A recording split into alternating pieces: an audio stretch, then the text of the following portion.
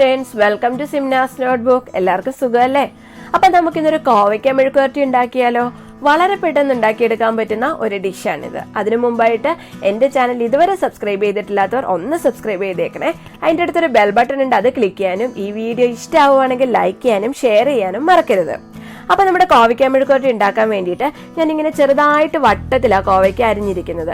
നമുക്കിത് നല്ല തിന്നായിട്ട് കട്ടി കുറച്ച് അരിഞ്ഞു കഴിഞ്ഞാൽ പെട്ടെന്ന് ഫ്രൈ ചെയ്തെടുക്കാം. അതുപോലെ ഇത് വേവിക്കുമ്പോൾ പെട്ടെന്ന് വെന്ത് വരികയും ചെയ്യും. അപ്പൊ നമ്മുടെ കോവയ്ക്ക എല്ലാം നമ്മൾ അരിഞ്ഞു കഴിഞ്ഞു. ഇനി നമുക്ക് ഒരു പാൻ എടുക്കാം. ഈ പാനിലേക്ക് നമുക്ക് 2 ടേബിൾ സ്പൂൺ വെളിച്ചെണ്ണ ഒഴിച്ചു കൊടുക്കാം.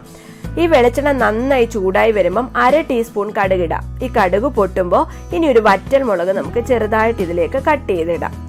ഇനി നമ്മൾ ഇതിലേക്ക് ഒരു 4 ചെറിയ ഉള്ളി അരിഞ്ഞതും കൂടെ ചേർത്ത് കൊടുക്കുക. പിന്നെ ഒരു തണ്ട് കറിവേപ്പില അതും കൂടി ഇതിലേക്ക് ഇട്ട് കൊടുത്തിട്ട് ഇത് നമുക്കൊന്ന് വഴറ്റിയെടുക്കാം. അത്യാവശ്യം നന്നായിട്ടൊന്ന് വഴണ്ടത് ഈ ഒരു പരുവാകുമ്പോൾ നമ്മൾ അരിഞ്ഞു വെച്ച കോവയ്ക്ക ഉണ്ടല്ലോ, അത് നമുക്ക് ഇതിലേക്കൊന്ന് ചേർത്ത് കൊടുക്കാം. എന്നിട്ട് ഈ കോവയ്ക്കയും കൂടി ചേർത്ത് നമുക്ക് ഒന്നുകൂടെ ഒന്ന് വഴറ്റി കൊടുക്കാം.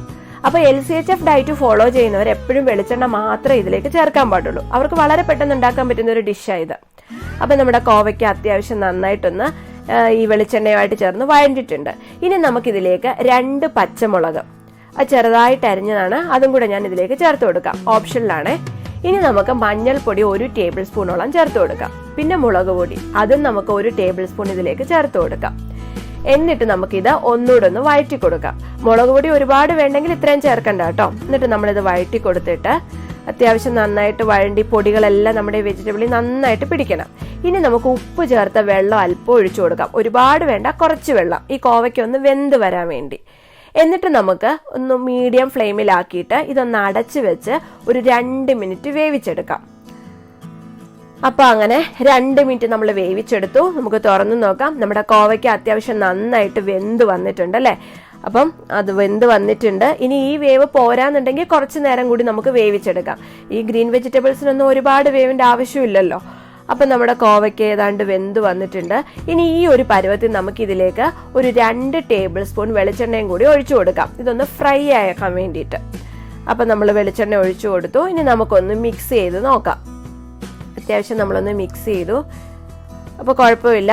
ഇനി നമുക്ക് അടച്ചു വെച്ച് 1 മിനിറ്റ് ഒന്ന് ലോ ഫ്ലെയിമിൽ വെച്ച് വേവിച്ചെടുക്കാം. അപ്പൊ 1 മിനിറ്റ് ആയി. നമ്മുടെ കോവയ്ക്ക് ഏതാണ്ട് നന്നായി ഫ്രൈ ആയിട്ട് വന്നിട്ടുണ്ട്. ഇനി ഈ ഒരു പരുവം മതി എന്നുണ്ടെങ്കിൽ ഈ പരുവത്തിലേ നമുക്ക് ഇങ്ങനെ എടുക്കാം. അതല്ല കുറച്ചുകൂടി ഫ്രൈ ആവണമെന്നുണ്ടെങ്കിൽ കുറച്ച് നേരം കൂടി നമുക്കിതൊന്ന് ഇങ്ങനെ ഓയിലിട്ട് വഴറ്റിക്കൊണ്ടേയിരിക്കാം വെളിച്ചെണ്ണയിൽ. അപ്പൊ ഇനി ഈ സമയത്താണ് നമ്മൾ ഇതിന്റെ ഉപ്പ് പാകമാണോ എരിവ് പാകമാണോ എന്നൊക്കെ നോക്കുന്നത്. നമുക്ക് ഉപ്പൊന്ന് നോക്കാം. കണ്ടില്ലേ, ഒരല്പം ഉപ്പിന്റെ കുറവുണ്ട്. അപ്പൊ അങ്ങനെയാണെന്നുണ്ടെങ്കിൽ നമുക്കൊരു അല്പം ഉപ്പും കൂടെ ഇതിലേക്കൊന്ന് ചേർത്ത് കൊടുത്തിട്ട് നമ്മൾ വഴറ്റുന്നതായിരിക്കും നല്ലത്. അപ്പൊ ഞാനൊരു അല്പം ഉപ്പും കൂടി ഇതിലേക്കൊന്ന് ചേർത്ത് കൊടുക്കുകയാണ്. ഇനി നമുക്കിതൊന്ന് വഴറ്റിയെടുക്കാം. എരിവ് കുറവാണെന്ന് തോന്നുവാണെങ്കിൽ നമുക്ക് ഈ സമയത്ത് അല്പം മുളക് പൊടിയും കൂടി ഇടാം. അങ്ങനെ നമുക്ക് ആവശ്യമുള്ള ഒരു പരുവത്തിലാക്കി എടുക്കണം. ചിലർക്ക് ഈ ഒരു പരുവം വളരെ ഇഷ്ടമായിരിക്കും, ചിലർക്ക് കുറച്ചുകൂടി നന്നായിട്ട് മൊരിഞ്ഞു വരണം. അപ്പൊ ഇനി നമ്മൾ ഇങ്ങനെ ഇളക്കി കൊടുത്തു. നമ്മുടെ കോവയ്ക്ക മെഴുക്കുവരട്ടി റെഡി ആയിട്ടുണ്ട്. ഇത് വളരെ പെട്ടെന്ന് നമുക്ക് ഉണ്ടാക്കിയെടുക്കാൻ പറ്റും. ഓഫീസിൽ പോകുമ്പോഴും സ്കൂളിലേക്കൊക്കെ വളരെ പെട്ടെന്ന് നമുക്ക് ഉണ്ടാക്കിയെടുക്കാൻ പറ്റുന്ന ഒരു ഡിഷാണിത്. എല്ലാവരും ഇത് ട്രൈ ചെയ്ത് നോക്കണം. നിങ്ങളുടെ അഭിപ്രായം പറയാൻ മറക്കരുത്. പുതിയൊരു വീഡിയോ ആയിട്ട് നമുക്ക് വീണ്ടും കാണാം. അതുവരെ നന്ദി, നമസ്കാരം.